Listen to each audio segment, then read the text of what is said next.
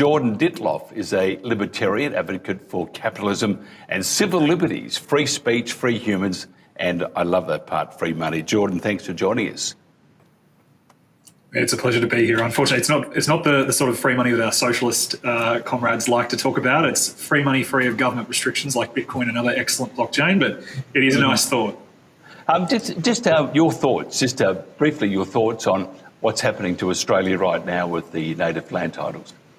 Well, look, yet again, Victoria is in the news for all the wrong reasons. I feel like I'm the token Victorian summoned forth to explain how the hell we got here and how things could get so bad.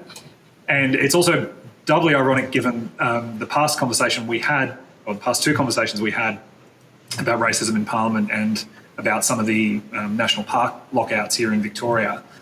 And what's happened here is essentially almost a bit of a first mover race between possible competing First Nations Aboriginal landowner corporation claims.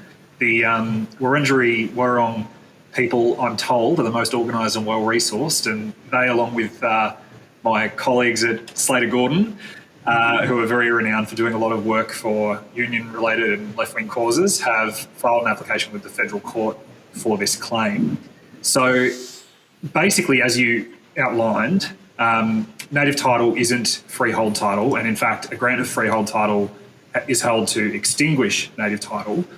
And native title normally accords with it a bundle of rights that often involves ability to access the land, conduct ceremonies on it, to hunt, fish, camp, but also, and I think this is the native title right that I think is the most concerning given how we've seen this sort of thing used. It gives the holder of native title the right to be consulted about things that happen on that land. And that's concerning because the sort of land that this title will be granted over is land that could be used for housing, for example, for private property, for release by councils and state governments, to allow for more opportunities to build, for towns and settlements to grow. That can still theoretically happen, but what will almost certainly follow is the rise of the dreaded black tape, which adds to the already huge albatross around the neck of the construction industry in Victoria. And yeah, essentially we've got this big ambit claim. It isn't strictly speaking related to treaty, but you'd have to be a pretty gullible person.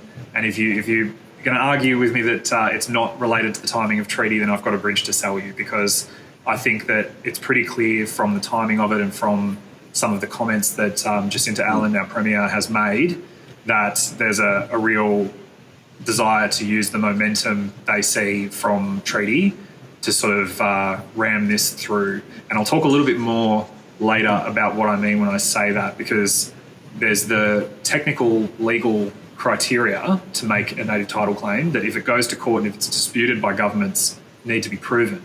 But unfortunately, a feature of our legal system is that if opposing parties or a respondent and applicant in a civil proceeding reach an agreement or a settlement by consent, then it doesn't matter whether all of those quite difficult to prove criteria are made out. So I'm concerned, and this is all going to be put on the public record, I suppose, that I've said this. So if it happens, we can maybe have a future conversation about it. But I'm concerned. The state government of Victoria, who's one respondent, certainly will consent to it. They'll bend over backwards to make whatever arrangements they can. And the federal government hasn't put forward a position yet, but I'm very, very sceptical as to whether they'll actually fight and require the elements of native title to be proven here.